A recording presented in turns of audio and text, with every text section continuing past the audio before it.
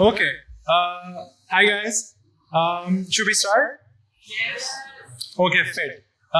My name is Umair, and I am a designer, educator, almost a part-time researcher, and a former professor in what seems like a really old part of my practice. मेरा ज़्यादातर अपना काम is it started from typography and has now kind of shifted into all sorts of other domains. जिसमें there's design education, there's design research.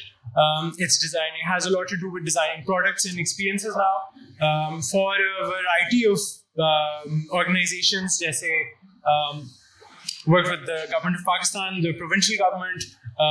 I've worked in climate equity, worked in education, as I said, for a good amount of time. And generally, that is what my practice is about. I think a couple of things that most of my presentations, most of when I kind of, present, it's almost designed like a monologue in the sense that a lot of this is me talking to myself and then in turn talking to you guys. So it's a lot of thoughts on design, it's a lot of ramblings, and I hope that makes sense to you. You can also stop me in the middle wherever you want to ask questions or something like that. Also, can you guys hear me properly? Yes? Okay, fair. ठीक है, let's start.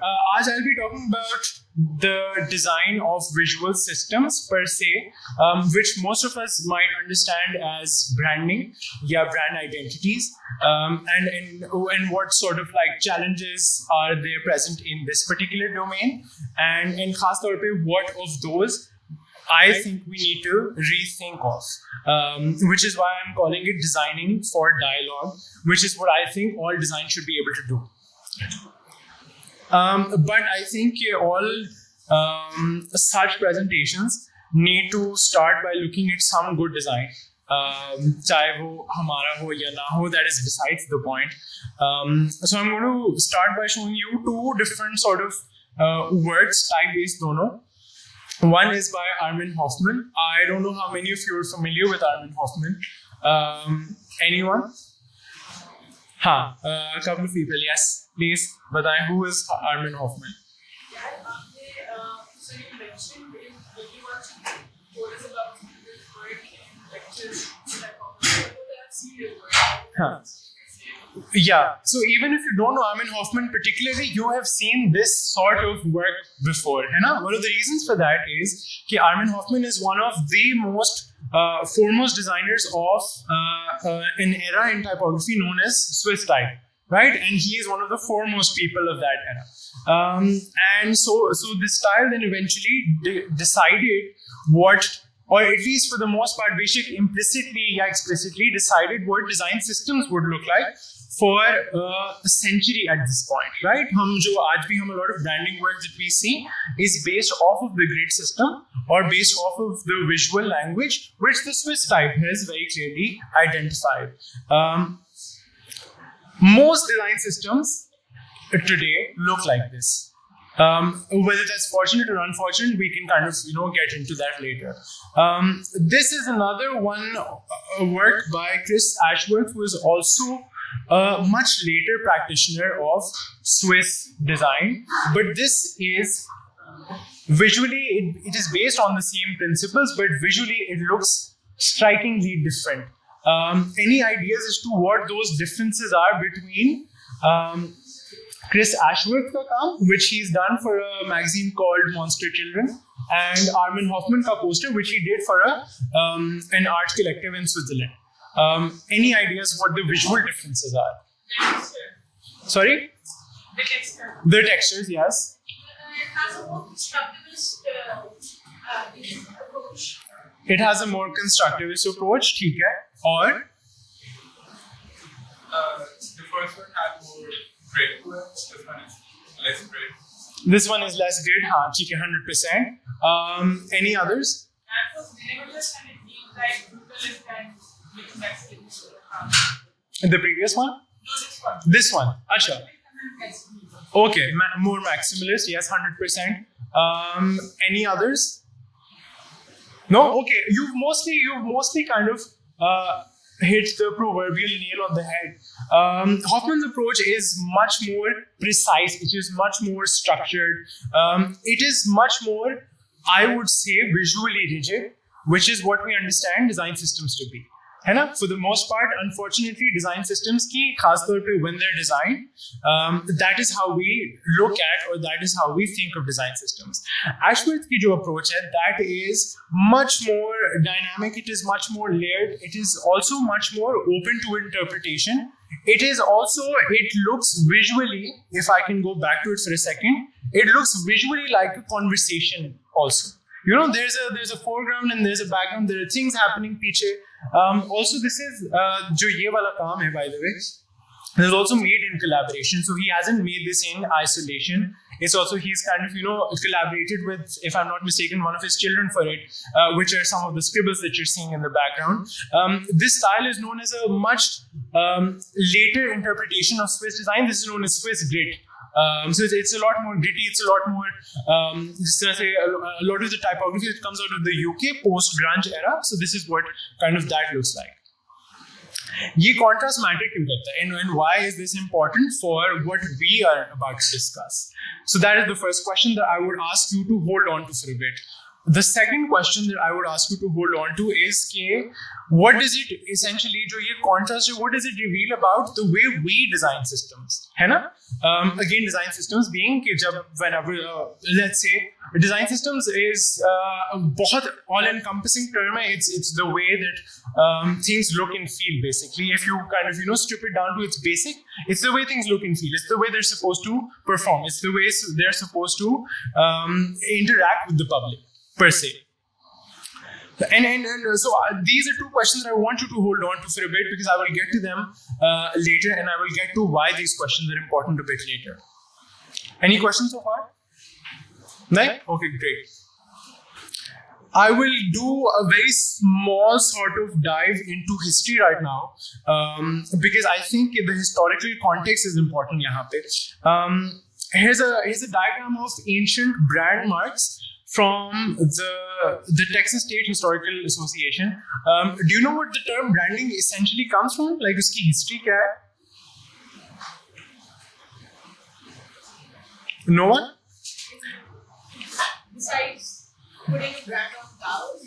It is quite literally that. It's putting a brand on cows. जब पुराने ज़माने में, when we were a much more agrarian society, we used to we were all livestock farmers and so on and so forth, and we used to have our herds of cows and so on and so forth, and we used to make sure कि जो ये वाली सारी animals and they're ours. So the unfortunate practice of actually branding them with a metal sign was in place, and that was a way to mark ownership, and that is what the term branding comes from. It's basically marking ownership.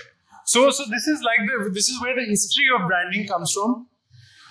And then it kind of, it changes with the advent of marketing, with technology, with the design of systems, and in khas taur pe with pop culture and commercialization and so on. And it changes in the way we look at branding changes uske baad. Because now this is a very ubiquitous artifact. हमें ये logos वगैरह हमें हर जगह अब नजर आते हैं. And that's been the case for the last 60, 70, 80 years or even more at this point. So after that, the sudden change that happens is that branding suddenly, from being a way of marking ownership to making sort of like your mark remembered in the mind of a user or a viewer, has changed from being much less about the mark and much more about what the mark actually signifies. The difference यहाँ पे जो आ जाता है is कि now the mark is not an isolated thing. So the mark now carries not just the meaning that this is the brand that it is associated with, but now it also carries forward the ethos associated with that brand. So uski jitni bhi aapki thought processes hain, all of the various things that are known to be associated with a brand, jis tarah se for instance for Apple it might be think different or think kind of outside the box. So also whatever is associated with the brand, now wo sari information you've been able to compress and you've layered it onto the mark. So now the mark carries so much more meaning than just being a representative of the brand, right? यहाँ पे होता क्या है? Three things happen here in this three-step history. right? Which is still a grossly oversimplified history, I would say, but it is a core of what happens in this 3 steps. So you've taken a symbol and you've associated it with ownership. Once you've done that, you've built what is known as brand recall. आपने user के दिमाग में एक चीज डाल दी है, and now forever, up until that user remembers your mark, they will associate it with what you do, with your products, yeah, with your services, and now that link is forever solidified. And in doing that, you have done multiple other things as well. So you aren't stopping there. You haven't stopped there. You have now added layers of cultural narratives. You've added layers of meaning, implied or otherwise, of meaning जो कि आपने सब उस एक mark में डाल दिया हुआ है. And then post so many years of all of this, doing all of this, you come to a mark.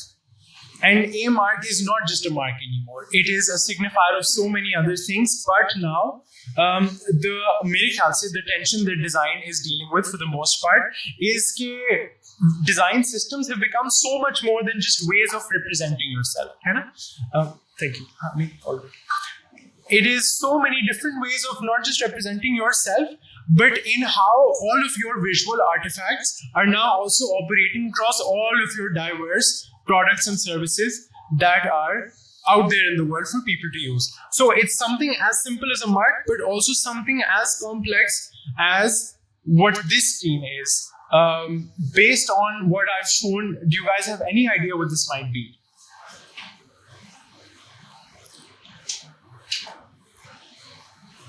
And this is why the 2 questions that I shared earlier, this is why they're important. Because हमारी जो understanding है of design systems, it for the most part it remains limited to something like this. But now globally, the work that's being done, it is very similar to design systems being as much of this as just the previous one. So any ideas on what this might be? Different meanings of a specific logo or branding. Fair, yes. Or it's essentially that it's a token structure for and ये मैं explain भी कर देता हूँ, ये जो ये screenshot है ये कहाँ से है. It's from eBay's latest playbook on design, which is I think a really good design system. It's basically about eBay's entire brand, but they're not limited to color या इस तरह की बहुत basic core building blocks. They're also talking about कि आपने जब हमारे for digital experiences, अगर let's say हमारे आप drop downs कहीं पे use करते हैं eBay के, तो वो कैसे लगते हैं? If you have to build them, उनके अंदर क्या क्या होना चाहिए? उनकी hover states क्या क्या होनी चाहिए? So it is this, we have turned branding into something as simple as a mark to something as complex as what happens when you hover over a button. उसके अंदर जो color नजर आता है, now that is also a part of a design system. I will tell you about a couple of things that I think design systems should be able to do, and also at the end a couple of things that they shouldn't be doing. A design system सबसे पहले should allow for multiple forms of expression. So if you feel that a design system should be energetic, so it should have the freedom of being energetic, right? If you think कि उसकी let's say 5 stakeholders हैं, different people are interacting with your design system, so all 5 of them, if they have different points of context, if they are from different demographics, अगर आपके users बहुत varied हैं, so they should all be able to make differences in what your branding is trying to say to them. They should be, of course, it is all built off of a structure that we understand. But उसके अंदर openness to the different forms of expression, I 100% think होनी चाहिए. A system that cannot flex, cannot scale and adapt. I think this is an unfortunate truth that I have seen in my practice very often. I think a lot of the limitations, and here I will go back to my case study, a lot of the limitations that we see around Urdu typography is because it is a system, unfortunately, that cannot scale very well. It cannot flex very well. I'm not talking about uski aesthetic merit, uska form or any of that. I'm just saying in the engineers that I have spoken to, and in a lot of research that's been done in how usable a design system is, unfortunately, it is not the most readable script. And उसके बड़े sizes में मसला छोटे sizes में मसला होता है. इसके बड़े साइजेस ऑफ कोर्स वो तो they're readable across all different scripts, and that tells you something about design systems, which is कि if your system cannot scale and adapt to whichever environment it's a part of, so it will always have problems. Which is why we have to, or designers or engineers have had to work really, really hard to put or to take Nastaliq and adapt it to digital systems. Right, so it's a lot. It's twice the amount of hard work that has been done in that field, ताकि सिर्फ वो एक digital system पे adapt कर सके. And what I most definitely think is that any design system that you're building should 100% be based on all the various future possibilities that it can have, rather than being tied down to its past convention. I think past convention is really important when you're making it, to know where you come from. I think precedents, अगर आपको ना पता हो कि आपके design system के क्या है, तो you're not setting yourself up for future success. And as important as past convention is, I think that it is not the only thing that a design system should be tied down to. And again, what this case study teaches us is that the problem inherently isn't in a system. It's in the way that we build systems, and that is problematic. So it's not that उसमें गुंजाइश नहीं है या एक system में गुंजाइश और दूसरे में नहीं है. It has nothing to do with how it looks. It has everything to do with how we build it. And उसकी build करने में there are three things that I think we should most importantly be considering. I'll get to those exact three things later. And to give you some more context, it is not a problem with how it looks. I'm going to show you an example from one of my favorite foundries. Do you know what a foundry is? Yeah. What is a foundry? It's a sample of what the font will look like in the upper and lower cases, and then related. To some extent, your answer is related. A foundry is basically a design house that designs and publishes typefaces. Okay. So you have all of your global Blaze types and so on and so forth. I think of all type foundries, this is one of my favorites. This is 29 letters. It's a design foundry based out of equal parts Europe, Spain and the Middle East. और ये multilingual typefaces बनाते हैं. So Arabic typefaces in various different scripts. जो मैंने इनके लगाए हैं, they're a mix of these multilingual typefaces. Idris is one, Zared is one of my favorites. And the point of showing this is that design systems can, if they're built with enough dialogue and with enough research, so they can very easily scale. जिस तरह से ये वाले systems हैं, and these have many different ways they can be adapted to many different digital products. इनकी usability testing भी आप conduct कर सकते हैं. So it is inherently built into the design process of the system and not an afterthought, right? So again, just to show you that the possibility 100% exists if you are building in that manner. If you're building from the ground up with that belief that your design system should be flexible. And the last, I think, takeaway of this entire row is that don't fossilize into one way of being. You should never think of, this is a big problem when I work with a lot of these really, really big and fancy ad firms. What they think design systems are, उनको लगता है कि जब आपका design system आपने design किया, let's say a brand identity kit, hypothetically, they think that it should look the same across all different viewports या all different products जहाँ पे वो होती है. It shouldn't look the same. It's not supposed to look the same. It should feel the same, yes, but it is not the same as looking the same. So I think that is one very key differentiation, जो कि मेरे ख्याल से big agencies completely mistake and completely fall flat, जहाँ पे they think their design system should look the same everywhere. It should not. It should feel the same.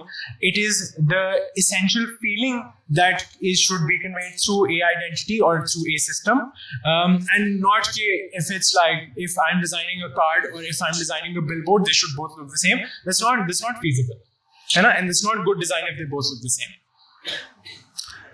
So with that, what really is a design system? I think it's a language. It's like anything else. It's perhaps a part of a belief system. And at the end of it, any good design system is just a conversation.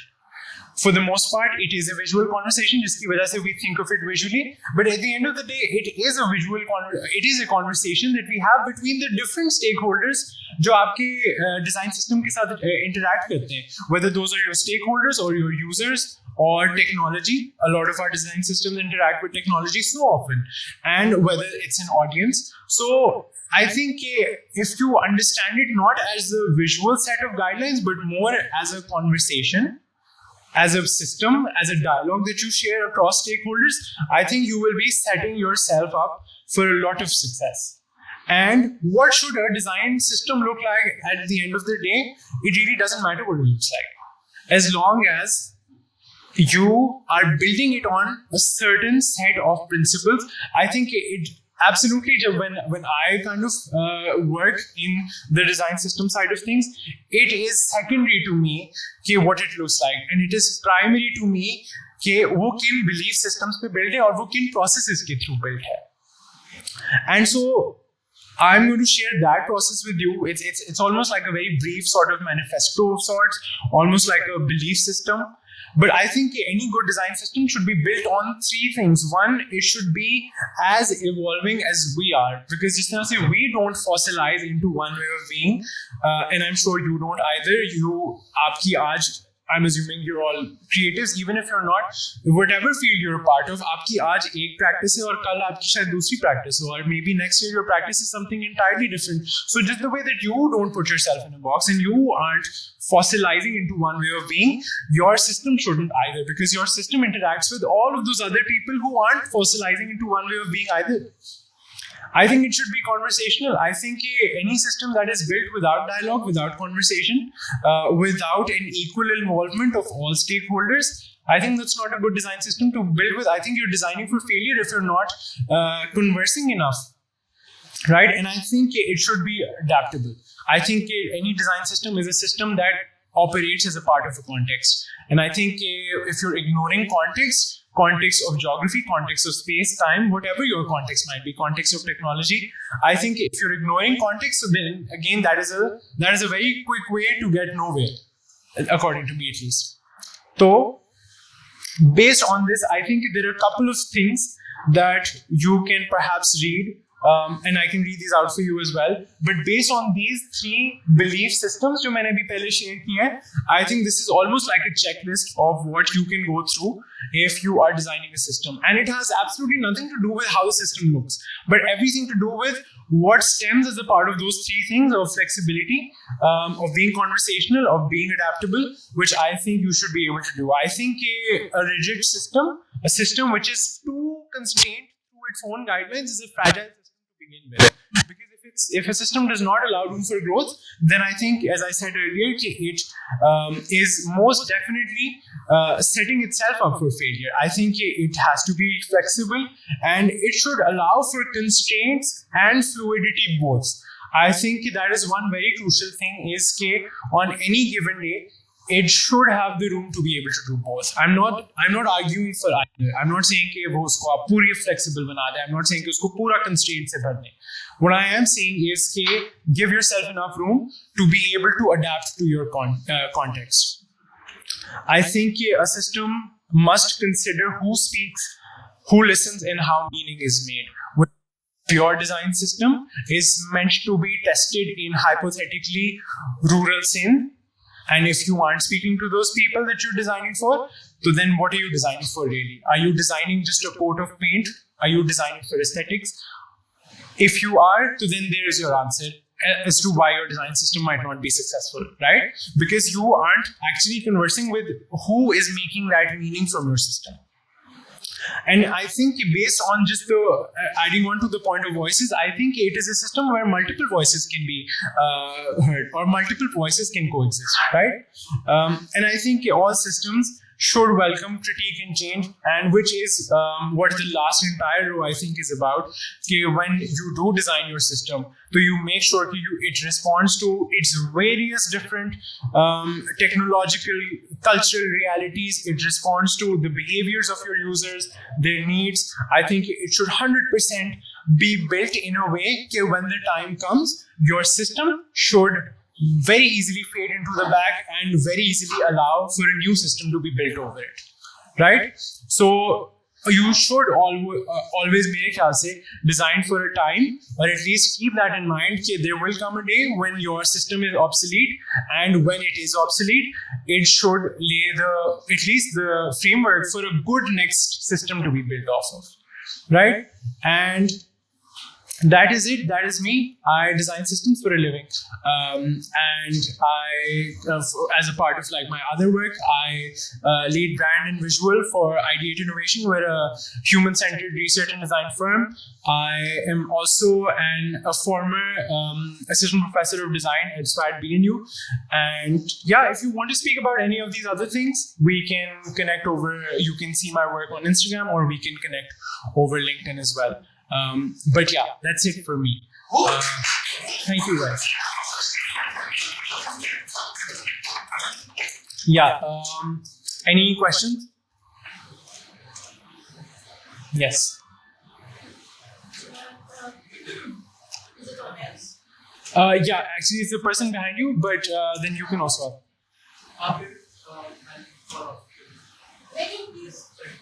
So, my question is regarding, when you said this new type is not scalar type because design language is not that the way it's designed is not scalar, right? That's something that I've experienced myself when I'm working with new type is because letters को जोड़ने की कोशिश करें तो they get scattered and you have to really change the setting in a state and solve the problem, right? So I'm just thinking regarding the research, can you find alternative ways to say, because we are always falling back to the system that English type is. So are there alternative ways that people are working on maybe rethink the way we write or do rapping?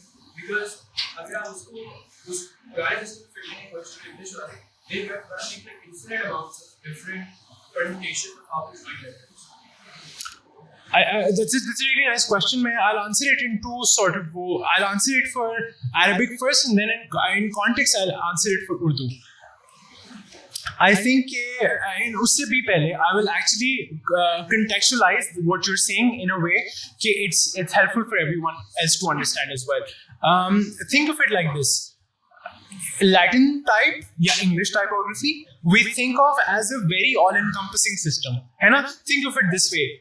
जो हमारा problem है ना of dealing with Urdu typography, it's similar in a way. बस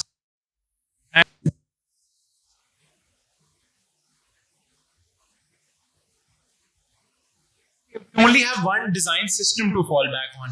Unfortunate cheese ये है, at least in Urdu typography. Now I'll answer it in context of the Arabic script. I think with and there can be multiple reasons for this, of course, but I think with the commercial boom that the Middle East went through, I think one of the best things that they, or one of the best constraints or one of the best limitations that they had to work with was कि जो पूरा middle eastern region है वो इतना जल्दी इतना mass commercialize हो गया कि they realized कि most of their audience now isn't an Emirati audience. Now it's a mix of people coming in from all over the world. So they designed their system in conjunction with how Latin systems look. So आपका जो traditional scribing format है ना in Arabic type, which is Nasq then was reimagined.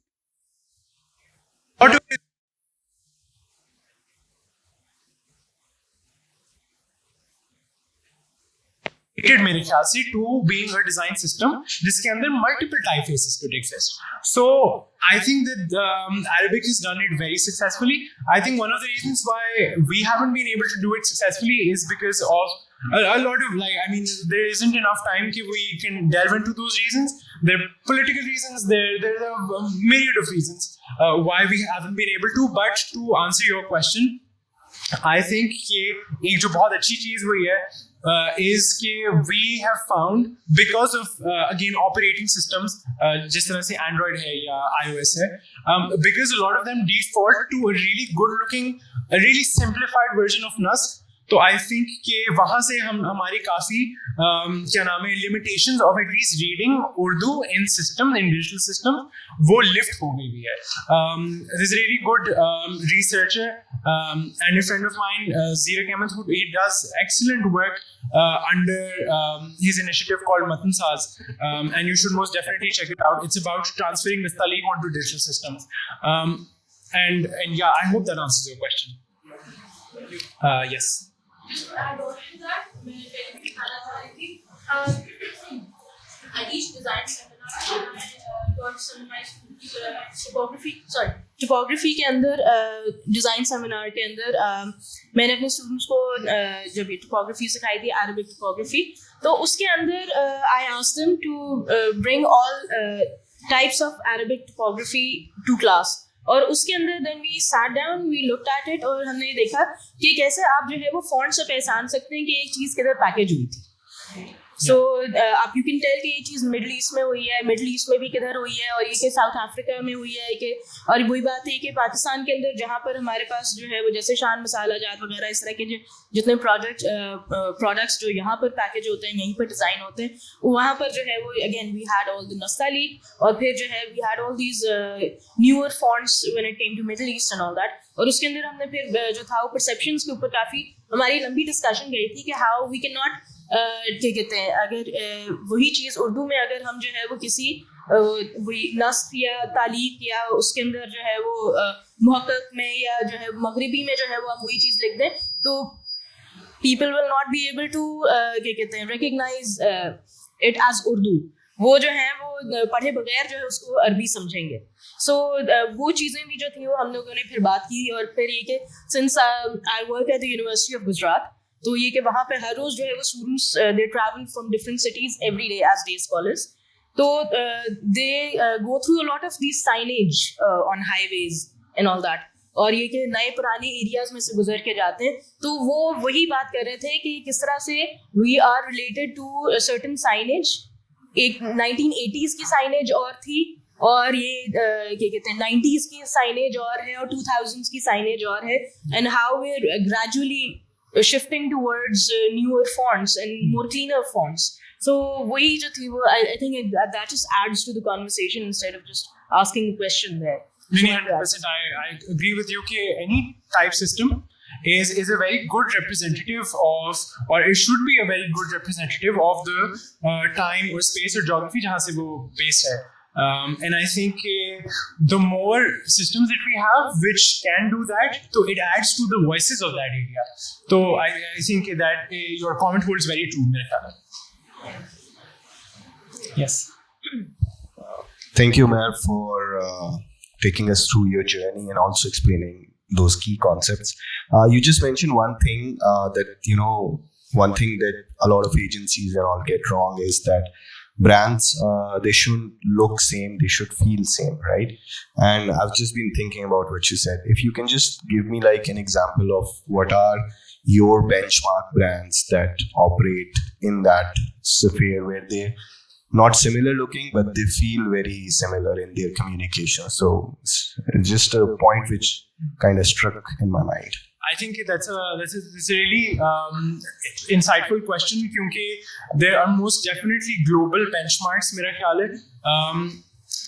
No, I can't think of any regional ones at this point, but what I am thinking of is कि a lot of the recent, so I don't know if any of you or if you were following जो सबसे recent Olympics थे, I think there was a lot of advertisement that came out from Nike, जिसमें it was very like very hyperly focused on that, just the context of that particular just that Olympics, जिसमें I thought कि this is really like just on the basis of their messaging and none of the visual artifacts. So even if you keep the visual artifacts, because मेरे ख्याल से in when I say कि when brands should look and feel the same, I think it has a lot to do with their tone and their messaging as well.